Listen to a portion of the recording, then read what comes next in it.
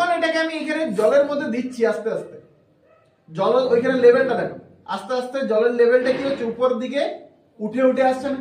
আবার যখন এটাকে সামনে নিয়ে আসছি তখন জলের লেভেলটা আমার কমে যাচ্ছে। বুঝতে পারা যাচ্ছে কি হচ্ছে? যখন এটাকে আমি নিচের দিকে নিয়ে যাচ্ছি, ভালো করে দেখবে, যখন এটাকে আমরা নিচের দিকে নিয়ে যাচ্ছি তখন এটার উপর আমার একটা প্রেসার অ্যাপ্লাই হচ্ছে। এটার উপরে কি হচ্ছে না, একটা আমার প্রেসার অ্যাপ্লাই হচ্ছে।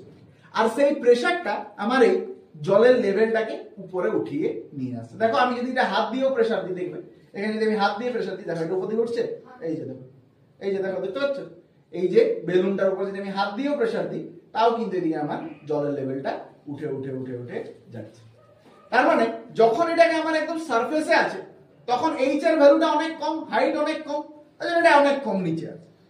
এবার যখন এটা আস্তে আস্তে আমরা ডুবিয়ে ডুবিয়ে ডুবিয়ে ডুবিয়ে যাচ্ছি তখন হাইটটা আমার ইনক্রিজ করার কারণে এখানে জলের যে লেভেলটা সেটাও আমার উঠে উঠে উঠে উঠে আসছে। তার মানে যত উচ্চতা আমার বাড়ছে, এইখানে ইন দি সেন্স আমার গভীরতাটা যত আমরা বাড়াচ্ছি, মুক্ত তলের সারফেস থেকে এই বেলুন